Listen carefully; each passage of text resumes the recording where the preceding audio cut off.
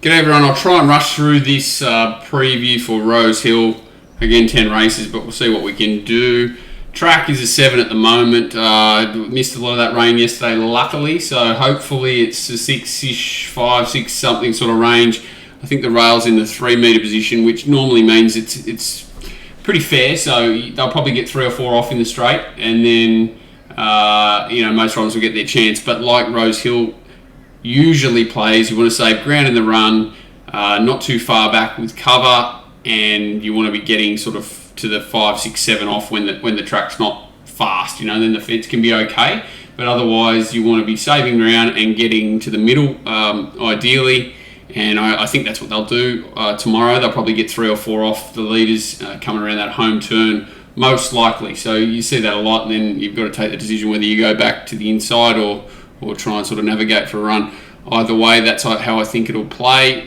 Race 1, interesting little race. Titanium Power does look to get across and control where it likes to be. I would imagine that it's either Kanazawa or Curl Royale that gets the outside leader position, but most likely Curl Royale. Kanazawa's not, I don't think it's certainty to even sort of push forward that quickly. I'd say Curl Royale's more likely to be stamped urgent to get across.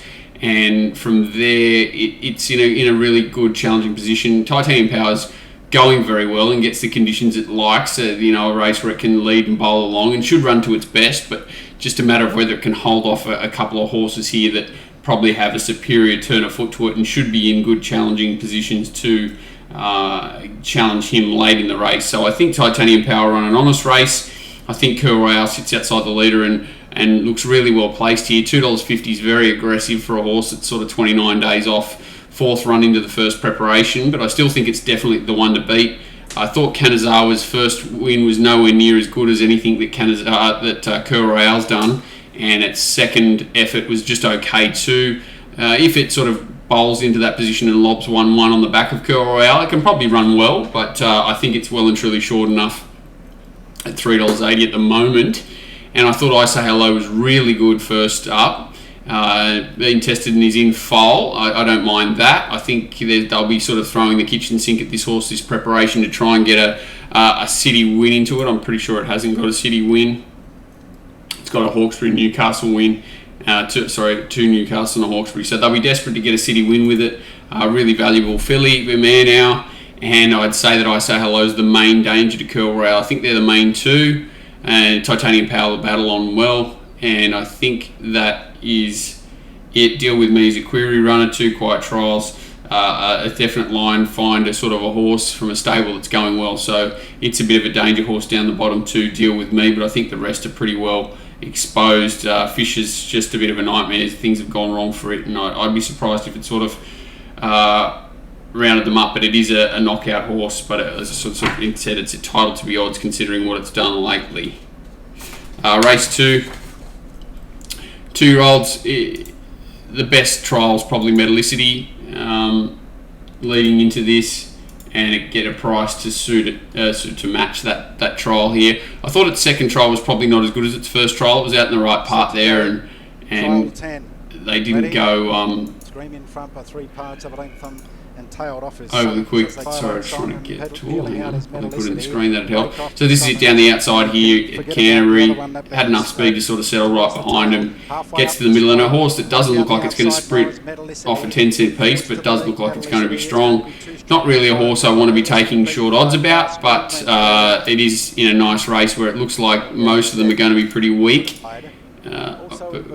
And should get the right run, makes it the one to beat. Do I want to take even money? Absolutely not. Sort of, you can see there he sort of labours a bit, changes leg a couple of times, so he's a bit green. Definitely not a horse that I want to be taking even money about, but does look like he's got an engine, that's for sure. Especially if he gets stuck down on the inside there and needs a bit of help to sort of get out and amongst it. He definitely could sort of get lost to a certain degree.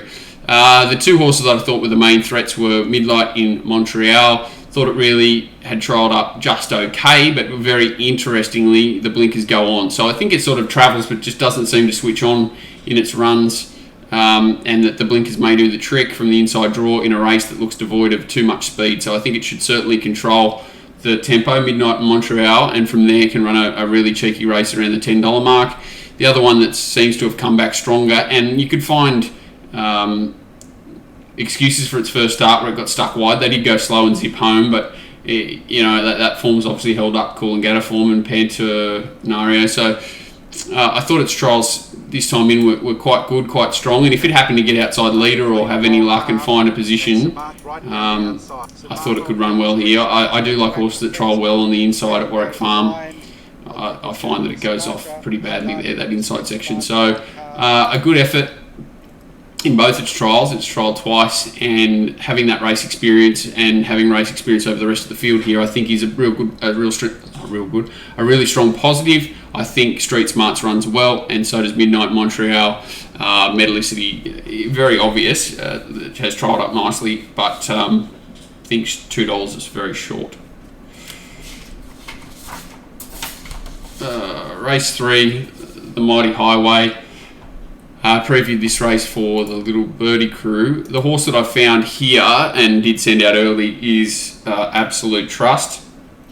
I'll explain why in a little bit of detail here. So what I like about this horse is if you go back through its form a long time ago, so early in its career, it was obviously a winner on debut, then came out 1300 first up and ran okay, went to Muswellbrook, back in distance and sat outside a solid tempo there, put them away.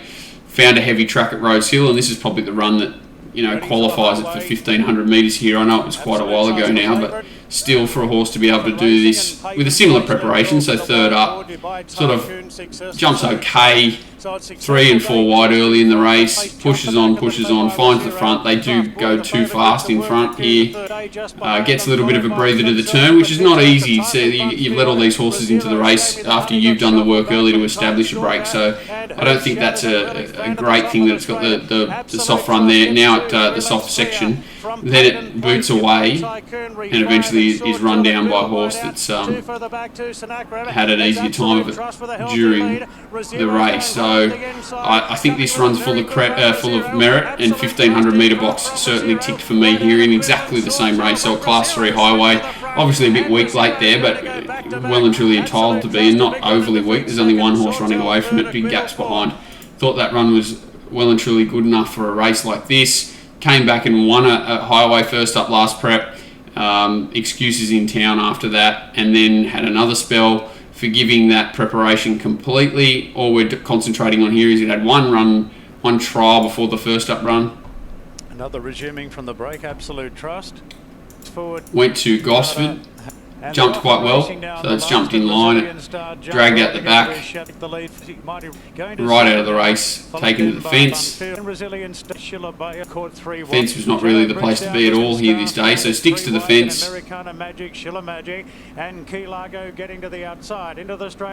And I thought through the line was quite good here, in the wrong part, so tries to get off late and really starts to pick up. So I treat that as a really good barrier trial. Then it goes 11 to 13.50. Set to go in the 6th. This is the Choisir. Nicely. And again, sort of half jumps awkward, but it looks like they were always intent on taking the horse back regardless. Back up on the inside there. Again, tries to go through inside runs, which is weird, gets checked, loses all momentum. That race at Gosford, they went really slow and zipped home, and it ran sort of the third fastest last 6, second fastest last 4, third fastest last 200 at the day. And horses like Key Largo we're talking about there that have been unlucky in town in city, like real city races, not highways. So that's that first up run. Then here, even though it may not look like it's done a lot, after it's been check blocked and held up, it's run the 4th fastest last 200 of the day. So it's done something in both runs. I'm not saying another world beater runs by any stretch of the imagination, but it's done something in both of those runs. And even that race there, a benchmark 74 at the Beaumont, is probably a stronger race than what it meets here. So then it went to the trials at Taree. Again, allowed to balance up and find the line, which it does powerfully. So I just wanted to see that to make sure there was no issue with the 33 days. You can see the horse is still flying strong through the line, ran the fastest last 8.462 of the day there. I don't know how many trials there were. Oh, there was only one, so obviously it's run the fastest. And they've come home 8 lengths sort of above average that last part of it has, the last 200, last 600 metres. So good to see it tick over, just important to see that. Tomorrow it draws a gate, which is important, draws 6 before any scratchings. Not sure where it comes into yet, but plenty of boxes ticked, tongue tie and winkers on. I think they've made sure that everything they can do has been done to have it in line to run well tomorrow. I think tomorrow's its goal, and I think it was $18 when we sent it out, obviously again before scratchings, and I think it's into about $10 now. I still think that's overs, but we'll see what happens in the morning. The main danger is this horse Banju. Sat outside a really strong tempo, sat wide, finally got in, and then came on first up, and then sat outside a strong tempo, put him away last start. Just a little query on whether it gets across from this draw, but it does look like there's not a lot of speed. You've got Prashino and Shengui, probably the fastest horses, and now that Banju's hard fit, you'd expect them to probably be a little bit more forceful early from that wide draw and just take a bit of control of the race, and I expect it to run really well. I see that Tags is sort of mentioned to be ridden more forward as well. I really couldn't find, I could pick holes in all of the other runners.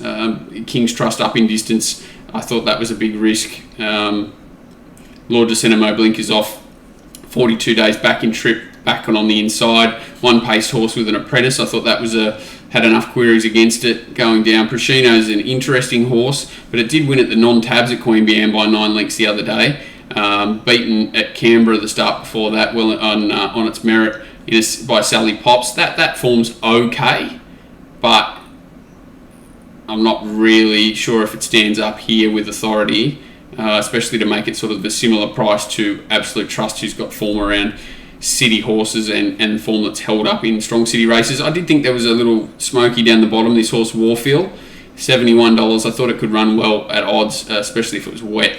Just a stable that hard to follow and a rider that rarely gets to town, but we're talking $71 here, so you don't need to find too much to justify having something on. But I think the main two players are Absolute Trust and Banju, and I've spent too much time on the highway.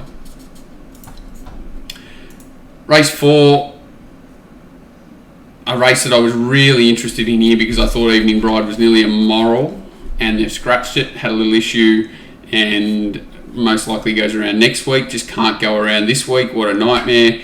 I've written it up in the pages there. Unfortunately, I'll correct them in the morning, no doubt. Probably leave Sky Command as clearly the horse to beat. The two things that will help it are it looks like they get a clear lead, and those chasing are probably a little bit one-paced and not suited at 1200, which will set a task for the ones coming from behind to run this horse down. Never seen 1200 metres before, and resuming at 1200 is a huge query. Will I want to step into very short odds? Probably not, but it does look clearly the horse to beat. You know, it's got form around some pretty good horses in that first preparation, and has trialled up well. I thought its second trial was better than its first. I was a little bit worried after its first trial, but I can't find anything to beat it here. Like the horses like Finally Realise really do seem to have found their level. Easy Camp Easy had a weird prep, comes back in distance. Sequan's certainly not racing anywhere near its best. Asamu's a horse that when it gets the right run sort of runs up to him and doesn't win, and when it gets a hard run it runs up to him and doesn't win, so very difficult to like it. Eyewitness draws an inside gate with the earmuffs and looks a bit one-paced. I doubt it'll pick it up, be able to pick up quickly enough from that inside draw. The two horses at odds I thought that were worth maybe specking or having interest in were Hibiscus Lady, first up with the blinkers on. Sorry, not first up, second up after a decent run first up. Blinkers do go on. Where it gets to from the gate is a bit shady, but only needs a little bit of luck from out there to run well. And I didn't hate the Fossil, resuming from an 84-day break. The stable's relocated from Gosford to, from Muswellbrook to Newcastle. Make sure I get it right, and thought it trialled up quite nicely the other day. To say that it's probably going better than it was when the stable was at Muswellbrook. It's not a legless horse, so let's put it that way, and it's pretty strong, draws quite nicely, likes soft ground, and thought it had a few ticks in a few boxes that others may not have in a pretty tricky race away from the favourite, who does look to dominate if it runs 1200 metres and it's fit enough to do so. A shame, Evening Bride. Race 5. 2,000 metre race. I'll say that I'm against Sword Point here. That normally gives them a few lengths up their sleeve, but I think that Sword Point it came out of a maiden, 2 starts, or like won a maiden, a solid win, put 3.5 on them. Had its chance last start to run them down. They went 100 miles an hour and it couldn't get past Sweet Ruby. That form's okay, and there were gaps behind, but it wasn't only a benchmark 64 3 and 4 year old. Now it goes to a 78. It jumps in distance from 1600 to 2000. It loses James McDonald, and Kathy O'Hara gets aboard. It does drop 8 kilos, no doubt, but does look a pretty one-pace type that needs a bit of a hard ride and needs a bit of strength at the end of its race. And Kathy is a bit different to James McDonald when it comes to that sort of thing. So willing to risk Sword Point in race 5. Think that Niffler is also a risk. Think it's very short at $2.70, but will be in the right position, you would imagine, and only needs a bit of luck to get off the fence at the right time, and will look the winner at some stage. And I think it'll be a matter if a horse like Decuri can run it down, sprint it hard off 2 slow tempos for really strong wins. Maybe a little risk at running a strong 2,000 metres, just because it's been sprinting off those slow tempos sometimes means that they're milers that are cheating it up in distance a little bit. And now that it gets out from 1,800 to 2,000, a little bit of a concern for me that Decuri may be a miler that's hiding in these races. But if they don't overdo it up front, which they probably won't, it could do the same thing again and just out-sprint them, because Niffler's quite a one-pace type. You saw Casino Lad come from last and get past him last time, and I think he could be vulnerable again here. And as I said, I'm against Sword Point. Amika drops from a Group 3 on paper to this race, but I'm concerned that it's just a little bit one-paced and needs a dry track too, like a bone-dry track. So I think it's a little bit vulnerable. High Court I thought was really good. Scratch from last week for these 29 days is a bit of a query, and it also needs a dry track, so the drier the better for those two. Singapore wasn't a bad run first up. I'd keep an eye on it. But I think Decuri at sort of $9 represents the value here in a race that I don't have strong confidence about. I just think it's over the odds, and I am against Sword Point.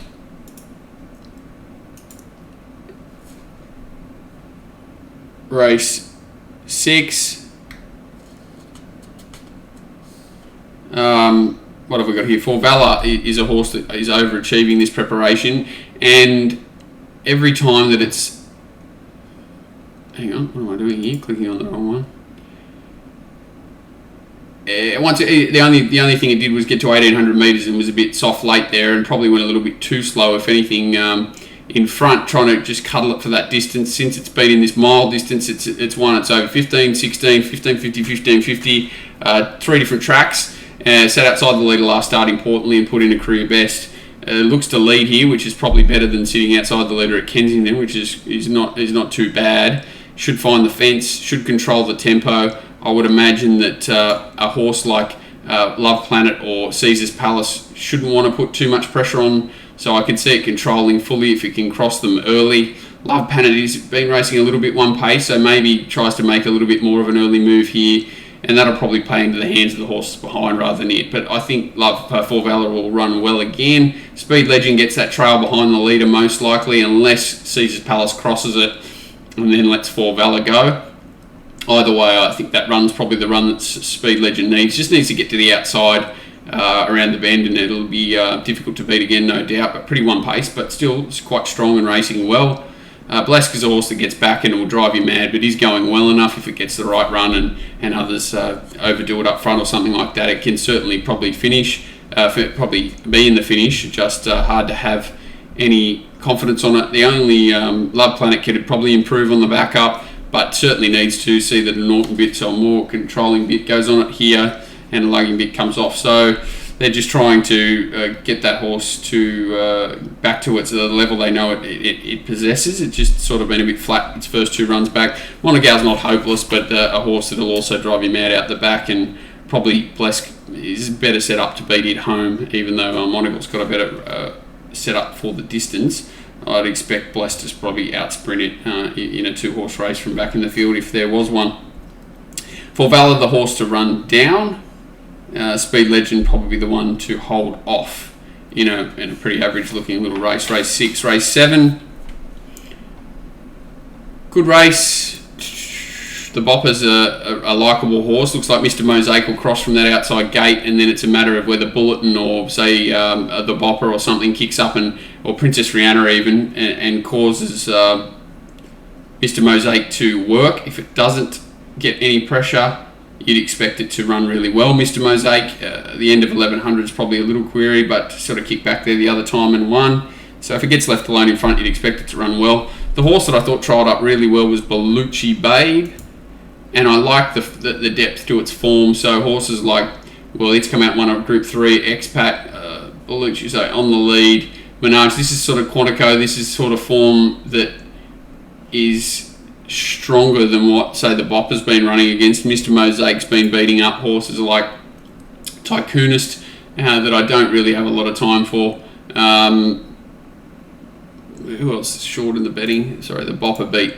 I know it came out and won well in the Gold Coast the other day, Remlat's Gem, but I thought Van Giz in this sort of form that is only okay. It's got to go up to 1100 metres. Doesn't mind the soft. Probably primed up more than normal first up, and I don't mind that it's had 28 days since, so it'll run well. I just wanted to watch the trial of Bellucci Babe, so it's been a long few days. I'm losing the plot here a little bit. I just think they've worked this horse out, and they've worked out it's a short course horse, and the stable's flying, and they've worked out this horse needs to be ridden a little bit off speed.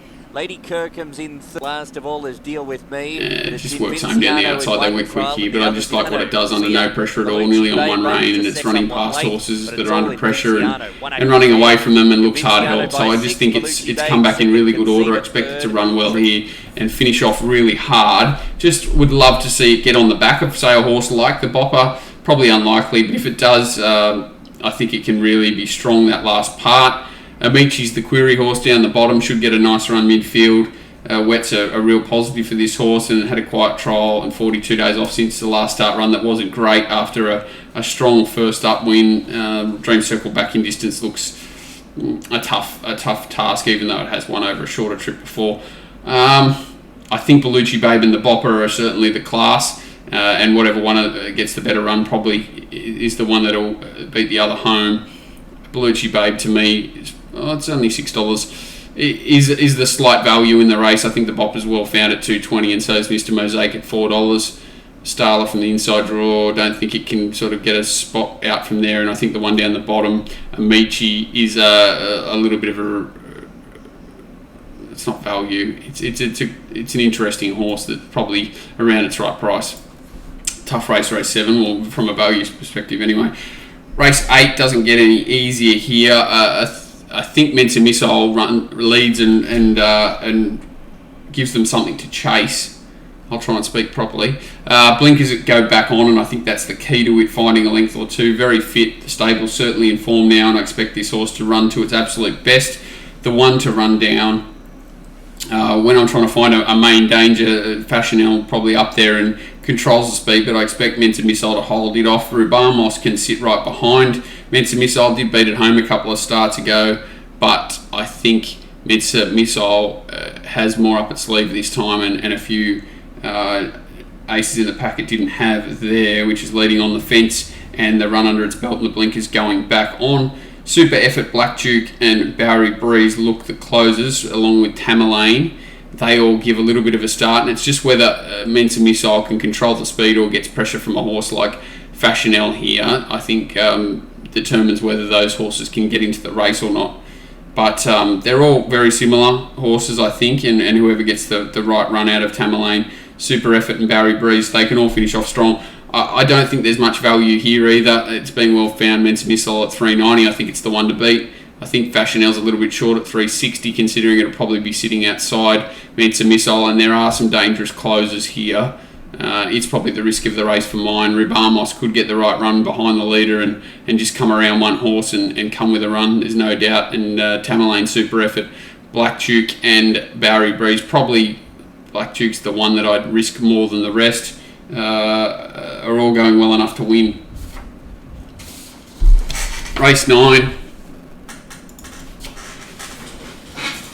This is a race that I really liked at first look, and now it's sort of driving me a little bit mad more than not, simply because I don't know where Shadow Crush is going to finish up. I thought that Liberty Sun is the one that will certainly push forward and either lead or sit outside the lead here, and from that position should run really well.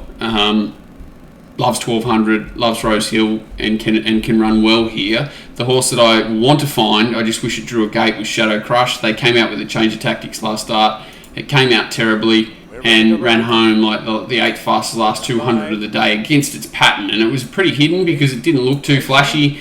The tempo was just really against. There it is here in the black with the blue.